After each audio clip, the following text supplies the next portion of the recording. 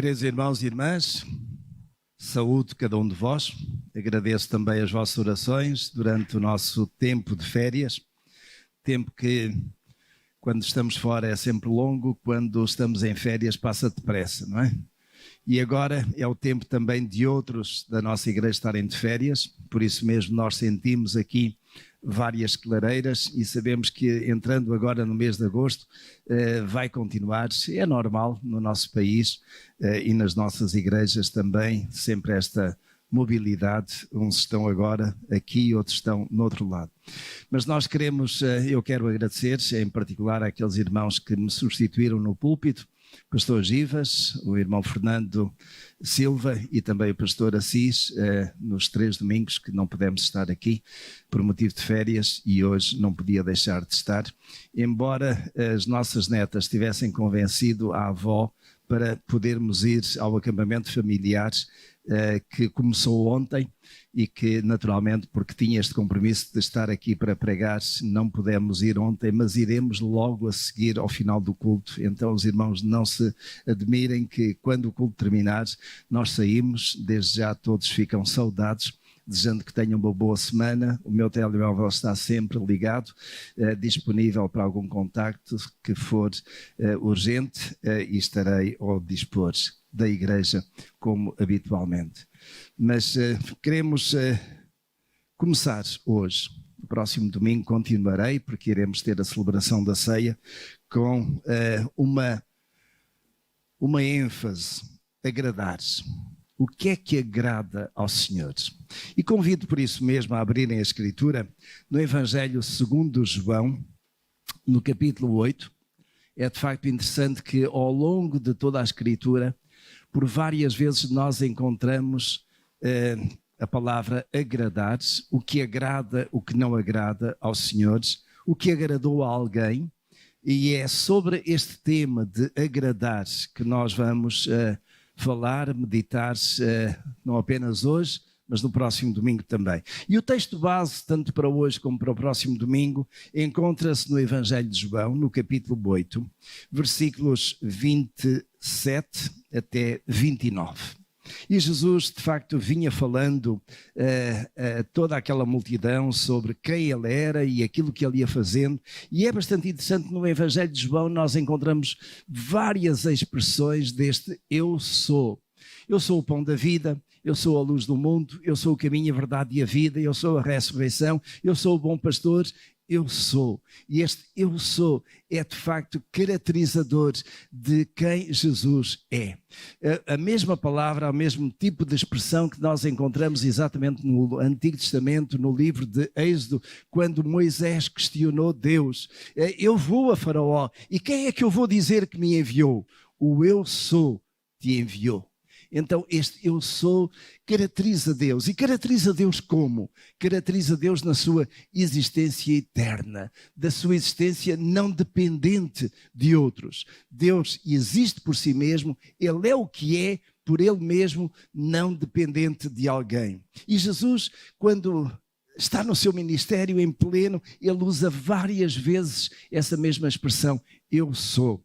E aqui, neste caso concreto, eu sou água viva. E nós vemos que Jesus era questionado, Jesus realmente acabava por ser entendido por alguns, compreendido, aceito, mas rejeitado por outros. E já neste adiantado aqui do capítulo 8, que João registrou, nós chegamos ao versículo 27 e lemos assim: eles, porém, não atinaram que lhes falava do Pai. Não atinaram, não entenderam que Jesus estava a falar do Pai.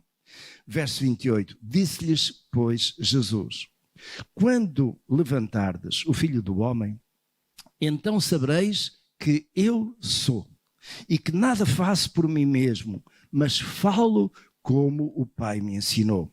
E aquele que me enviou está comigo, não me deixou só, porque eu faço sempre o que lhe agrada. Eu faço sempre o que lhe agrada. E é exatamente aqui como ponto de partida para agradar a Deus. E a minha pergunta é, aquilo que nós fazemos agrada a Deus? Tudo aquilo que nós fazemos agrada aos outros? Na verdade, nós conhecemos bem aquela expressão, que eu creio que é mais ou menos universal, que de querer agradar a gregos e a troianos. Ora, os gregos e os troianos eram opositores ferrenhos, guerreiros, procurando cada um conquistar o seu pedaço de terra, e alguns queriam agradar tanto a gregos como a troianos, isto é, ficar bem com todos. E, meus irmãos, ninguém consegue agradar a todos. Aliás, se alguém tentar agradar a todos, nega-se a si mesmo, porque é uma contradição. Cada um de nós tem a sua opinião, tem o seu gosto, tem a sua maneira de ver, e nessas diferenças é impossível que alguém queira agradar a todos. E nem tudo o que nós dizemos ou fazemos agrada aos senhores. E é sobre isso que eu gostaria de focar a vossa atenção, o vosso pensamento e o vosso coração neste momento. O que é que da sua parte, da sua vida, agrada ou não agrada aos senhores? Nós somos discípulos de Jesus. E como discípulos, nós seguimos Jesus e procuramos imitar o Mestre. E por isso mesmo eu fui buscar como ponto de partida aquele texto no Evangelho de João, em que Jesus diz, eu sou, e tudo aquilo que eu faço, tudo aquilo que eu digo, é tão somente para sempre agradar a quem? Ao Pai. Será que aquilo que nós fazemos agrada ao Senhor? Meus irmãos, não há nada como visitarmos a Escritura, de procurarmos ver aquilo que ali está registado e que de certo modo mostra o que agradou ao Senhor e o que não agradou. E com isso podemos aprender, podemos de algum modo refletir, podemos de algum modo decidir, eu por aí não vou, isso eu não vou fazer dessa maneira porque eu sei que isso não agrada ao Senhor, mas antes farei de outro modo. O primeiro texto que eu gostaria de considerar convosco, porque é realmente o primeiro texto que aparece na Escritura sobre agradar e não agradar, encontra-se em Gênesis. Gênesis no capítulo 4. E tem a ver com religiosidade. É interessante porque a religiosidade está aqui bem presente em dois irmãos, Caim e Abel. E neste relato de Moisés, que não estava naturalmente presente neste tempo, é por revelação divina que ele escreve, em Gênesis no capítulo 4, nós lemos assim, eu vou ler até o versículo 8. Coabitou o homem com Eva, sua mulher. Esta concebeu e deu à luz a Caim. Então disse, adquiri um varão com o auxílio do Senhor. Depois deu à luz a Abel, seu irmão. Abel foi pastor de ovelhas e Caim lavrador. Aconteceu que, no fim de uns tempos, trouxe Caim do fruto da terra uma oferta ao Senhor. Abel, por sua vez, trouxe das primícias do seu rebanho e da gordura deste. Agradou-se o Senhor de Abel e da sua oferta. Ao passo que de Caim e da sua oferta não se agradou. Irou-se, pois, sobremaneira Caim e descaiu-lhe o semblante. Então lhe disse o Senhor, porque andas irado e porque descaiu o teu semblante? Se procederes bem, não é certo que serás aceito? Se todavia procederes mal, eis que o pecado jaz à porta. O seu desejo será contra ti, mas a ti cumpre dominá-lo. Disse Caim a Abel, seu irmão, vamos ao campo. Estando eles no campo, sucedeu que se levantou Caim contra Abel, seu irmão, e o matou. E meus irmãos, o primeiro ponto que eu gostaria de partilhar convosco nesta mensagem e particularmente neste texto tem a ver com ofertas. Será que as nossas ofertas agradam aos senhores? Porque de facto aquilo que nós lemos aqui teve a ver exatamente com o agradar-se de uma oferta e não se agradar de outra. O primeiro homicídio ou fratricídio que nós encontramos na Escritura está então relacionado com religiosidade, com uma forma de se apresentar diante de Deus, de adorar a Deus. E vejam, meus irmãos, como ao longo dos séculos da história da humanidade, tantas guerras, tantas mortes, que têm como base a religião. Conflitos religiosos é coisa abundante.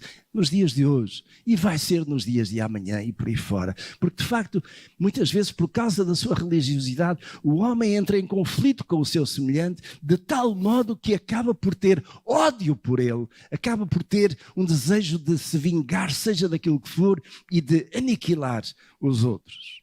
E é isso que está subjacente aqui nesta descrição tão simples, mas também tão clara. Caim era, como a sua profissão, lavradores.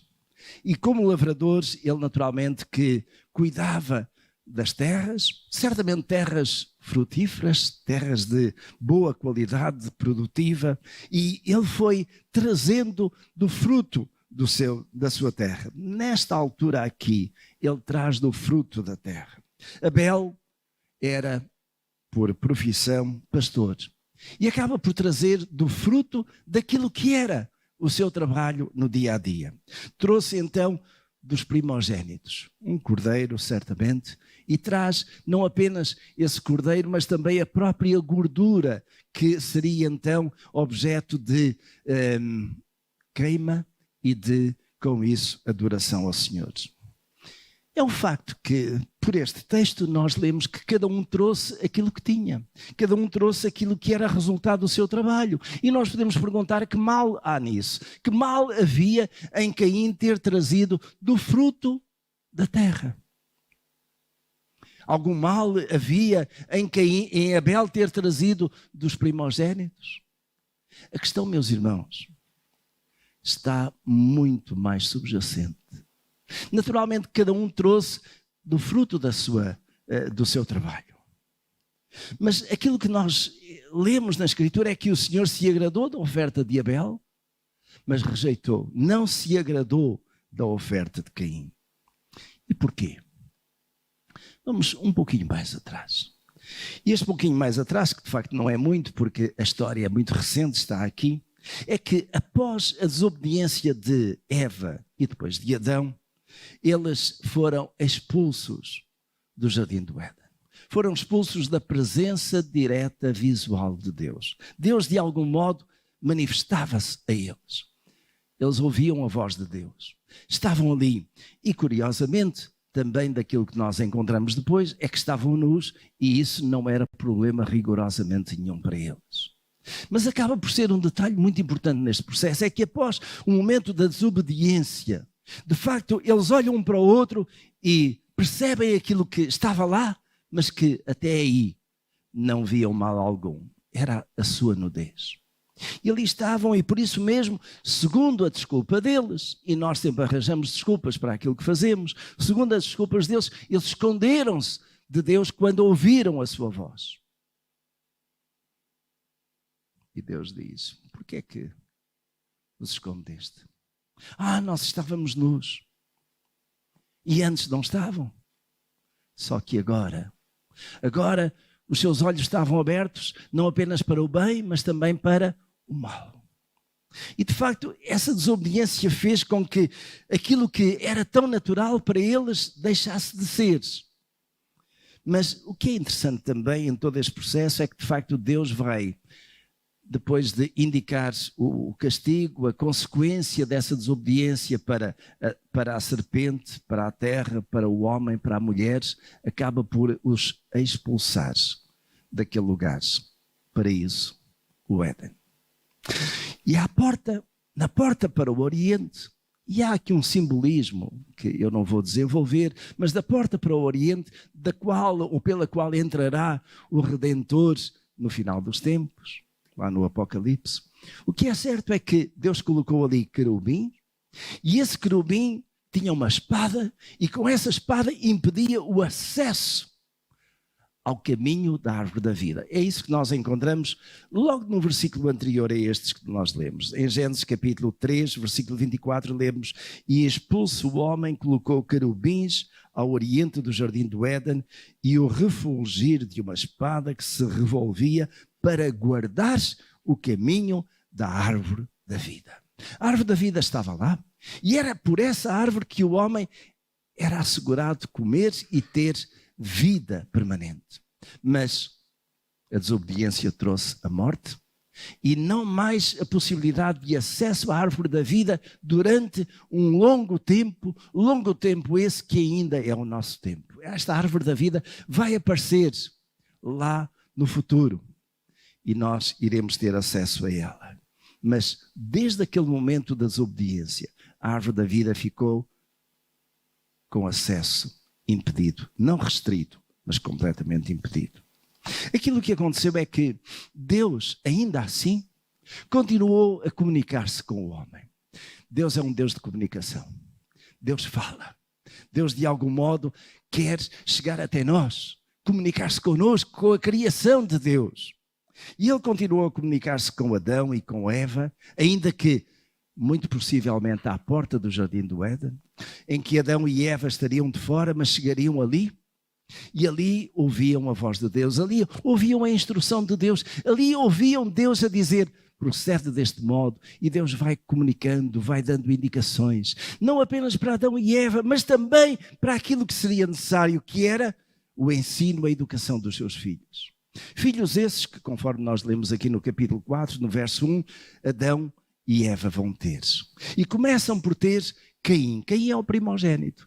E é importante este aspecto porque parece que é isto que depois vai ser objeto de grande preocupação de Caim.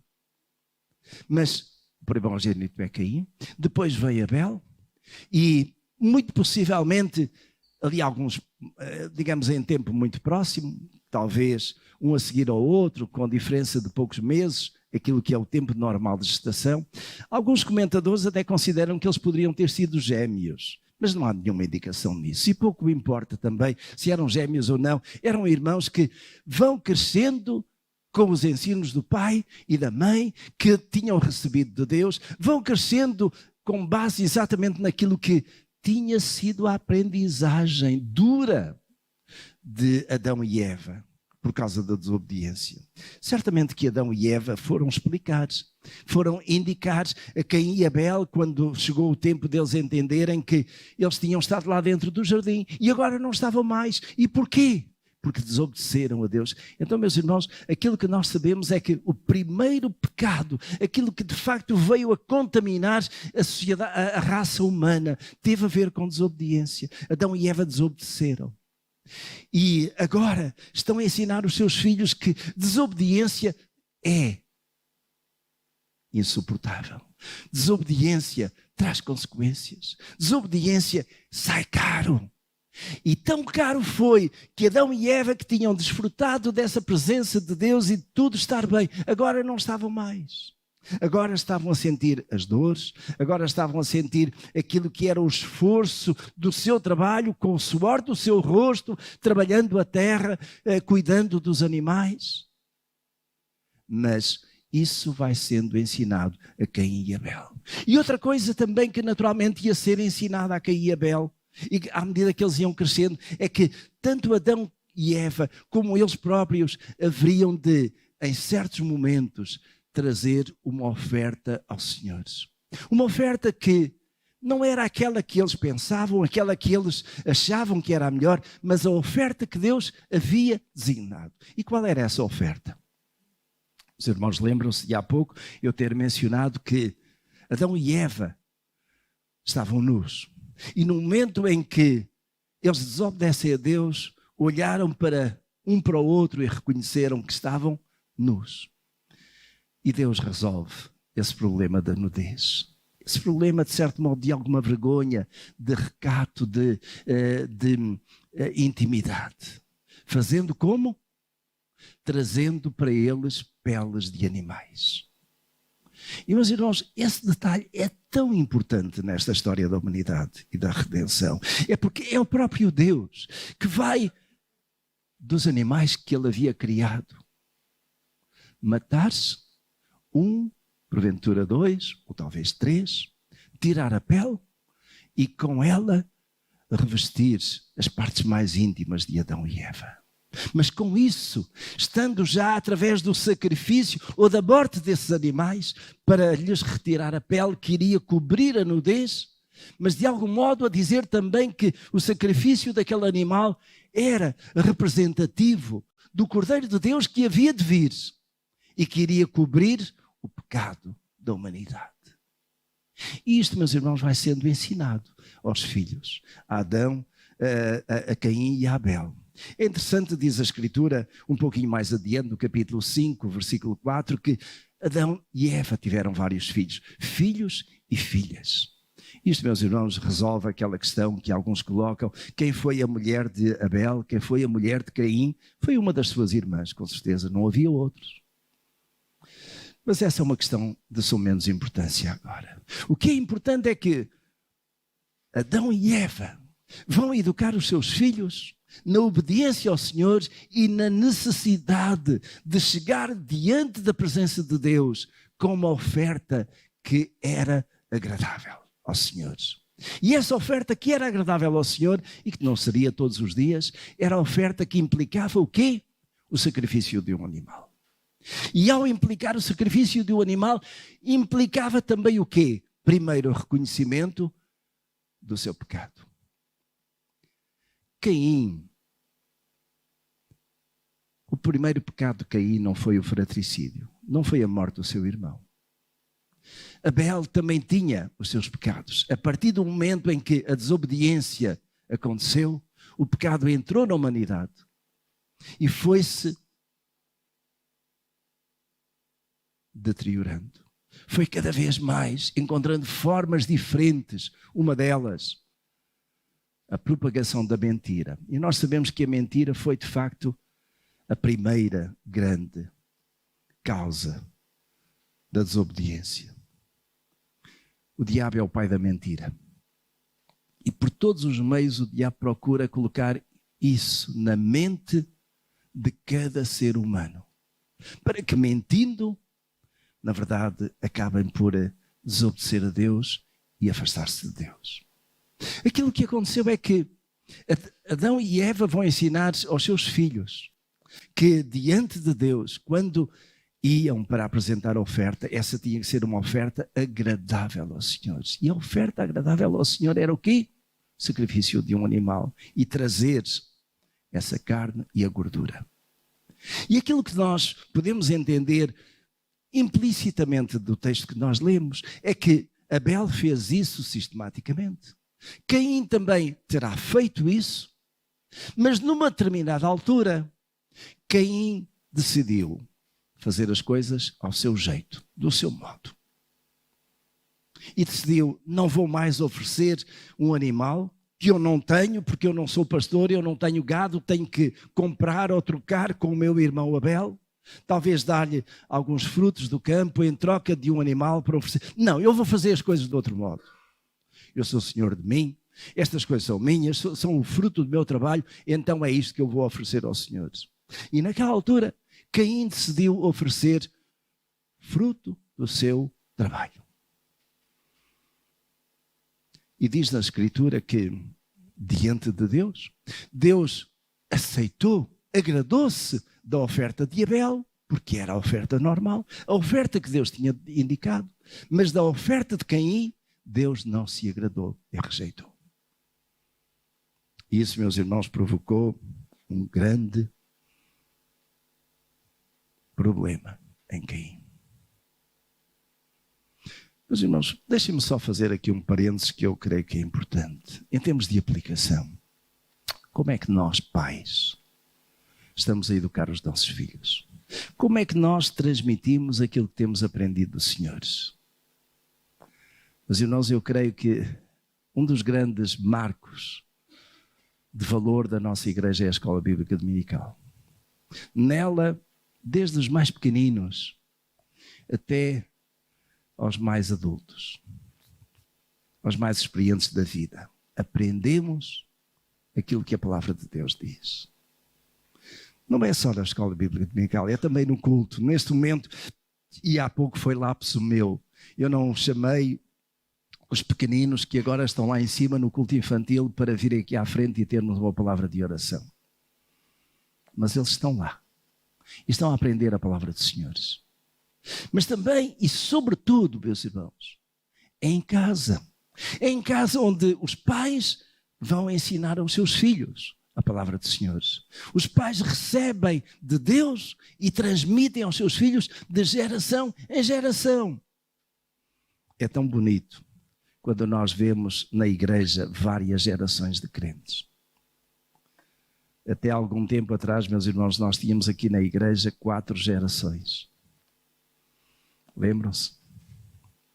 A irmã Maria Ferreirinha, o seu marido Manuel, os filhos, João e Kim, não vou falar das noras, mas depois os netos e os bisnetos, não é? Coisa maravilhosa. Coisa maravilhosa. Lembro-me também da irmã Laura e do irmão Joaquim Toureiro, que saudamos e que sempre manda saudações para a igreja.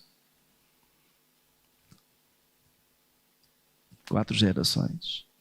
Se bem que esta 4ª geração, os filhos da irmã Manuela e do irmão Júlio não estão na igreja agora. Mas estiveram em tempos. Então, meus irmãos, aquilo que nós vemos é exatamente isto, de geração em geração. Coisa linda, é assim que deve ser. Como é que nós estamos a ensinar os nossos filhos, os nossos netos? Meus irmãos, para mim é uma alegria tão grande, e creio que para muitos que estão aqui também, podemos ver os filhos, os netos e depois os bisnetos a estarem no caminho do Senhor. É isso que nos dá alegria e um sentido de realização. Eu há dias ouvi que alguém dizia: os meus filhos são crentes. E essa é a maior herança que eu lhes posso deixar. Os filhos, diz a Escritura, são a herança do Senhor. Mas quando nós lhes transmitimos esta valiosíssima salvação, a palavra do Senhor, a comunhão com o Senhor, então nós estamos a deixar com os nossos filhos, com os nossos netos, uma herança tremenda. Porque essa é uma herança que não fica aqui.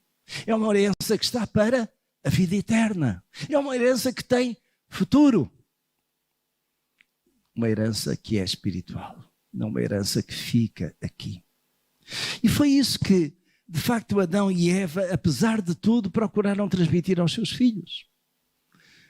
Abel entendeu isso. E Abel continuou a fazer aquilo que ele sabia, que era a instrução do Senhor e que agradava ao Senhor. E neste momento em que ele está aqui exatamente a sentir que Caim, na sua oferta, não foi bem aceito. Então, Abel com certeza que ficou triste, porque nós como irmãos ficamos tristes quando à nossa volta alguém que não está a ser aceito por Deus, alguém que não está em comunhão com o Senhor, alguém que de facto está espiritualmente decaído. E o que é certo é que Caim quis resolver as coisas do seu modo, porque ele foi exortado, ele foi repreendido pelo Senhor. Ele ficou zangado, ele ficou irado. E ficou irado com quem? Primeiramente com Deus, mas também com o seu irmão. Como se o seu irmão tivesse culpa de ter feito as coisas certas. Mas para onde é que Caim vai descarregar toda a ira? Para cima do seu irmão.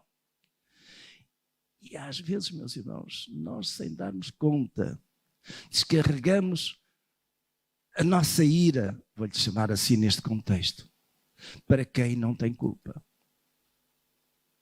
Aquilo que foi o erro de Caim e que devia ter sido resolvido e solucionado entre ele e Deus, sendo corrigido, não foi. Então Caim decidiu à boa maneira humana a resolver as coisas ao seu jeito. Convidou Abel para uma conversa. E essa conversa não era ali à frente, talvez dos seus pais ou dos seus irmãos. Foi lá, um bocadinho no campo, como se fossem 2 bons amigos que vão conversar mais adiante. E o que é que Caim vai fazer? Vai discutir com o seu irmão Abel. Não sabemos o quê, mas discutiram com certeza forte. E Caim acaba por deixar vir acima e às suas mãos todo o ciúme, todo o ódio, toda a zanga e descarrega isso no seu irmão. Não sabemos se pegou numa pedra, se foi num pau, se foi, mas o que é certo é que ele caiu sobre Abel e o matou. E naturalmente que depois Deus vem pedir contas. contas. Deus sempre vem pedir contas daquilo que nós fazemos. Deus agrada-se daquilo que nós fazemos de bem, não se agrada de modo nenhum daquilo que nós fazemos de mal. E vai ter com Caim e perguntou: onde está o teu irmão? E vejam a resposta de Caim. O que é que eu tenho a ver com isso? Sou eu guardador, sou eu responsável do meu irmão, ele já é crescido. Como nós dizemos, já é maior e vacinado, ele que trata da sua vida, eu não sei. Às vezes nós, sabendo o que está certo, sabendo aquilo que é, acabamos por mentir para de algum modo lançar a culpa ou o problema para os outros. É que, meus irmãos, com este texto na Escritura, nós somos levados a refletir assim. Há pouco nós tivemos aqui a mesa para as ofertas. Alguns trouxeram oferta, outros não é isso que está em causa. Porque eu sei que alguns fazem oferta do seu dízimo por transferência bancária. Seja como for, meus irmãos, primeiro que tudo é uma oferta para quem? Para Deus. E a questão, por isso mesmo, é que me leva a perguntar: será que a nossa oferta, quer aquela que nós trazemos aqui, quer aquela que nós fazemos por transferência bancária para a conta da igreja, é uma oferta que agrada a Deus? A sua oferta, a minha oferta, agrada a Deus? Já pensou isso? E de facto nós podemos perguntar: então, como é que eu sei que agrada aos senhores? Será que o meu semblante vai modificar-se? Será que eu vou ficar com o semblante descaído porque vou ouvir essa palavra de Deus de que Ele não se agrada da minha oferta? Nós sentimos no nosso coração. O importante aqui, meus irmãos, é considerarmos que a oferta, aquela oferta de Abel, e que deveria ser a oferta de Caim, e que deve ser a nossa oferta, é uma oferta resultante de quê? De obediência e de fé. Nós ofertamos por quê? Porque o pastor assim instituiu. Nós ofertamos porque é a regra desta igreja que ninguém pode ser membro desta igreja se não ofertar, se não der o seu dízimo, se não der a sua contribuição. Meus irmãos, se fosse, ou se esse fosse o motivo, então a nossa oferta valia isso mesmo, ou seja, nada para Deus. Porque a nossa oferta é acima de tudo e sempre tão somente para Deus. E por isso mesmo, aquilo que está com a nossa oferta, não a nossa oferta em si, mas aquilo que está com a nossa oferta é mais importante do que a própria oferta. Isto é, aquilo que está no nosso coração. É mais importante do que aquilo que nós colocamos lá no envelope. Os irmãos lembram-se daquele comentário, daquele ensino que Jesus fez no templo em Jerusalém acerca da viúva pobre? Ela deu apenas o quê? 2 moedinhas de valor insignificante. Digamos, 2 cêntimos, 3 cêntimos, o que é que isso paga? Não paga nada. Mas Jesus exaltou aquela mulher por quê? Porque ela deu tudo o que tinha. Ela deu de coração. E, meus irmãos, é aí que está a diferença. Quando nós damos como um ato de obediência e de fé. Mas temos que dar também de coração. E nós temos de considerar que realmente a nossa oferta é acima de tudo para Deus. Agora, meus irmãos, permitam-me só aqui que estenda um pouco esta questão de oferta. Não é só, a nossa oferta não é só a questão monetária. Não é só o dinheiro, os euros que nós colocamos. A nossa oferta também tem a ver com outros aspectos daquilo que nós damos para Deus. Por exemplo, a nossa oferta também tem a ver com o louvor dos nossos lábios.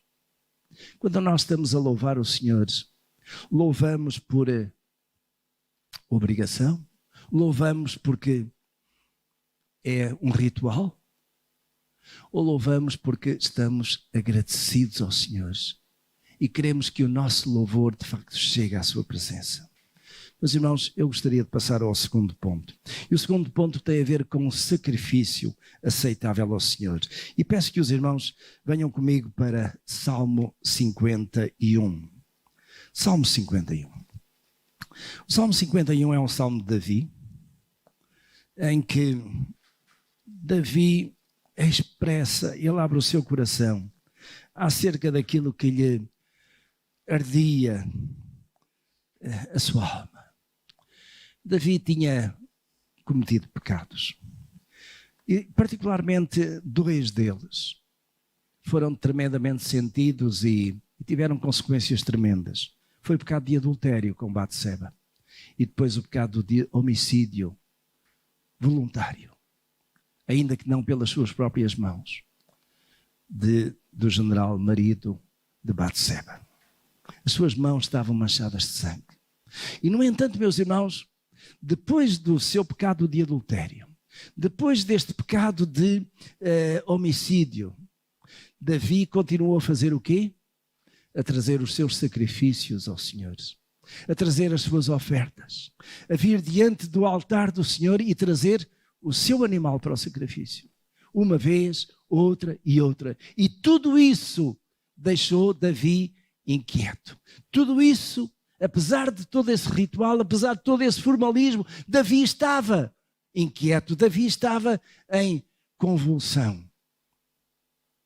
E neste Salmo 51, Davi expressa exatamente aquilo que sente diante de Deus.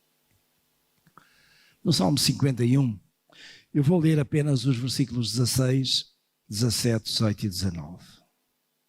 Em que Davi expressa exatamente, depois de indicar que, e de pedir a Deus para não retirar de si o seu espírito, mas para o livrar dos crimes de sangue, para que ele voltasse a ter comunhão com Deus. Então, verso 16, tem o reconhecimento de que aquele formalismo, aquele ritual de sacrifícios não agradava a Deus. O verso 16 diz assim: pois não te comprases em sacrifícios, do contrário, eu te os daria.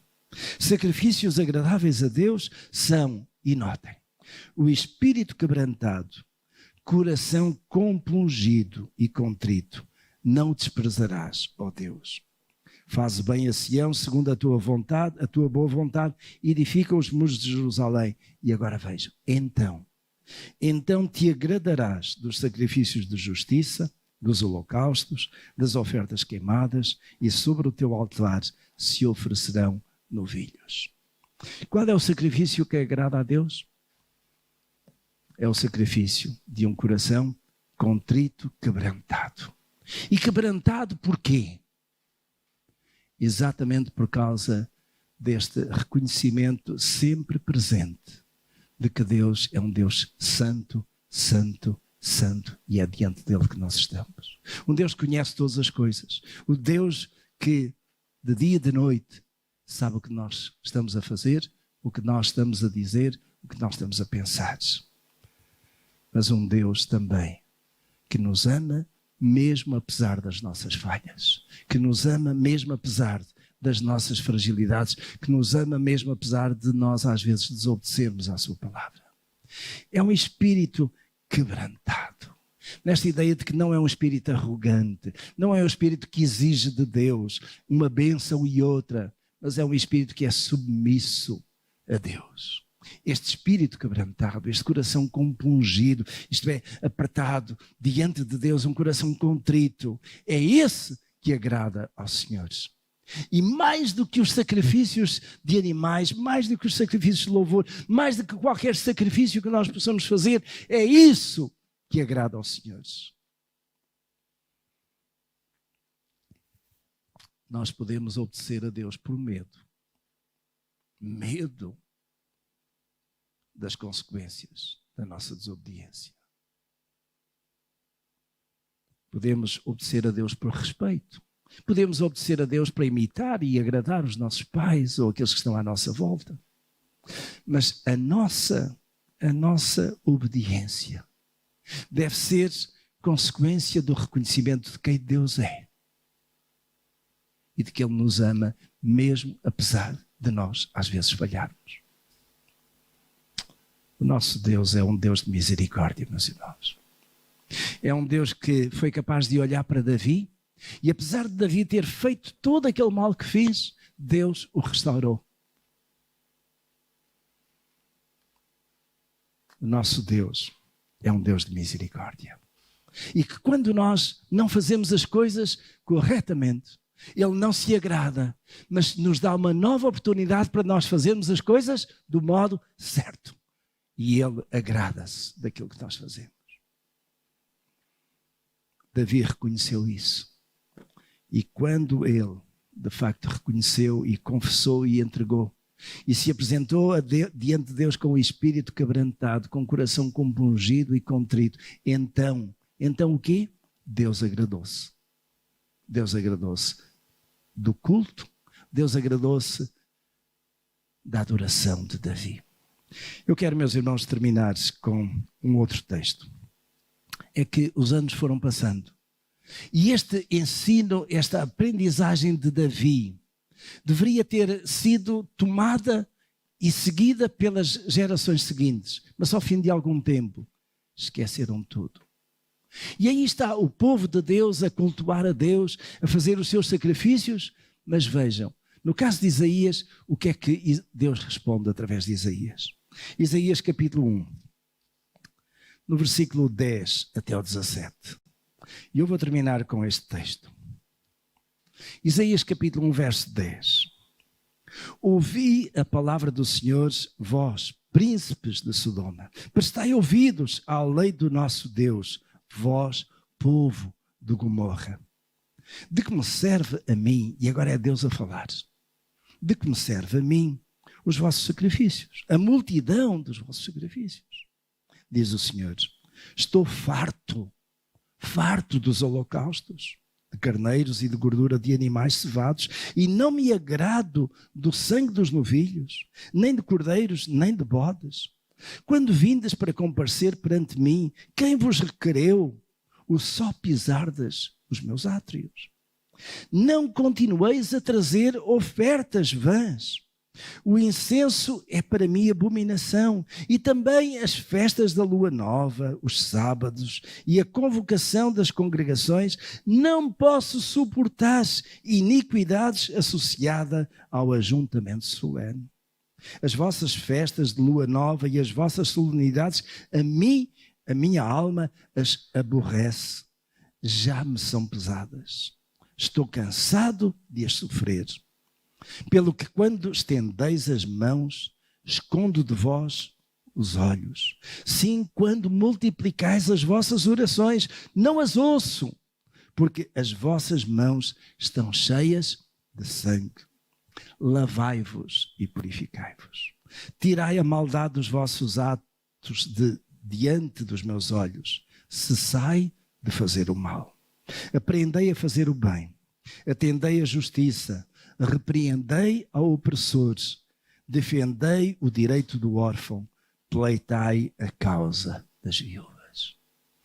Meus irmãos, Deus é muito claro. Deus não é Deus porque nós vimos até Ele com as nossas ofertas, com os nossos sacrifícios. Deus é Deus por si mesmo. Então Deus não precisa das nossas ofertas, Deus não precisa dos nossos sacrifícios. Nós precisamos, porque Deus assim instituiu. Mas precisamos de fazer do modo certo, não ao nosso jeito, não com vaidade, não para satisfação pessoal. Aquilo que Deus diz é que sim, as vossas ofertas, os vossos sacrifícios têm sentido. Fui eu que instituí, fui eu que ordenei, então está certo, mas devem ser acompanhados de quê? De um caráter, de uma vida reta. Vejam, está lá, a solução está lá no verso 16. Lavai-vos e purificai-vos. E este lavar é limpar exatamente a sujidade dos nossos erros, a sujidade da nossa ira, a sujidade do nosso ódio, a sujidade do nosso ciúme, a sujidade dos nossos pensamentos maus e perversos. É limpar isso, lavar, purificar, para que nos possamos apresentar diante de Deus como? limpos. E nós sabemos exatamente qual é o detergente para a nossa sujidade. Qual é, meus irmãos? Lá em casa podem usar esta marca ou aquela, podem comprar em qualquer lugar. Aqui só tem uma marca. É o sangue de Jesus. O sangue de Jesus nos purifica de todo o pecado. E é esse sangue de Jesus que acaba por limpar, lavar a nossa alma e nos colocar diante de Deus de um modo que lhe seja agradável. O quê? A nossa oferta, o nosso sacrifício, a nossa entrega. Por isso, meus irmãos, a minha exortação nesta manhã está exatamente nestas duas palavras. Lavai-vos, purificai-vos. E nós procuramos diante de Deus ser lavados. Há um hino que está a vir à minha mente agora. Lavados no sangue do Cordeiro. E lavados no sangue do Cordeiro, como é que fica a nossa alma? Mais alvo do que a neve. Ah, meus irmãos, sim, nesse sangue lavados, mais alvo do que a neve, estarei. Lavai-vos, purificai-vos. Lave-me, purifico-me, para estar onde? Diante do Senhor. E com isso, todo o meu sacrifício, toda a minha oferta é agradável aos senhores. Porquê? Porque Deus, meus irmãos, não olha primeiramente, nem secundariamente para a nossa oferta, mas olha para quê? Para o nosso coração. Lembram-se daquilo que Davi colocou lá no Salmo 51? O que é que agrada aos senhores? Um espírito quebrantado e um coração contrito, compungido. Mais do que a nossa oferta, é o que está aqui. Como é que nós nos apresentamos diante do Senhor? Como é que nós nos apresentamos diante do Senhor hoje, aqui, às 10 horas ou às 11, quando começou o culto? Mas, meus irmãos, mais importante do que isso, como é que nós estamos agora, ao 12:08? Com aquilo que ouvimos na palavra do Senhor, com o seu Espírito a trabalhar em cada um de nós. Não vamos sair daqui sem sermos lavados, sem sermos purificados. O sangue do Senhor está aí. E Ele purifica-nos, Ele lava-nos de todo o pecado. O que é que nós precisamos de fazer? Apenas duas coisas. Reconhecer o nosso pecado, isto é, a nossa sujidade. E em segundo lugar, pedir que esse sangue de Jesus nos lave e nos torne mais alvos do que a neve. Vamos orar aos senhores. Vamos ficar de pé a terminar o nosso culto. Antes de eu orar, a oração final, eu vou pedir que cada um de nós ore.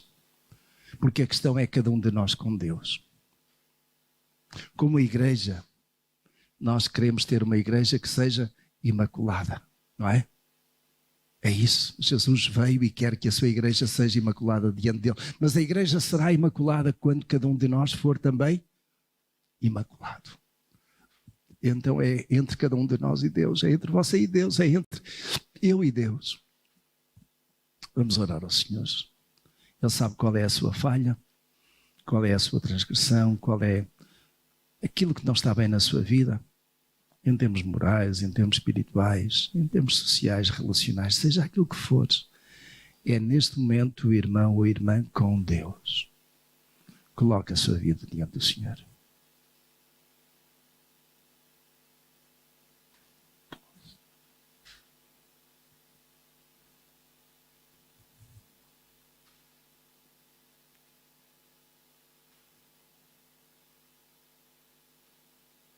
Muito obrigado, Senhor, porque a Tua palavra é tão preciosa para nós. E nós sabemos por ela aquilo que Te agrada e o que não Te agrada. Eu Te peço em nome de Jesus que Tu venhas a nós como igreja e nos laves, nos purifiques. Não apenas, Senhor, quando nos apresentamos aqui diante de Ti com a nossa oferta, seja ela oferta monetária, seja oferta de louvores, seja oferta do nosso próprio ministério para ti, Senhor.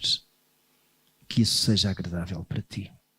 Porque, acima de tudo, vem de um espírito contrito, ou de um espírito quebrantado e de um coração contrito.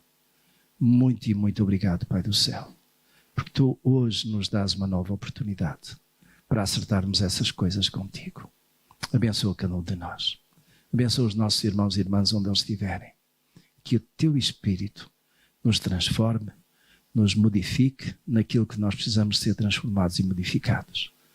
Muito obrigado, Senhor, por causa da tua misericórdia sobre nós, em que não nos castiga segundo aquilo que nós merecemos, mas tantas vezes, Senhor, nos deixa passar por consequências que são aliviadas. Mas a tua graça é sempre tão maravilhosa, Senhor. Abençoa, Deus, cada um de nós, em nome e por amor de Jesus. Amém.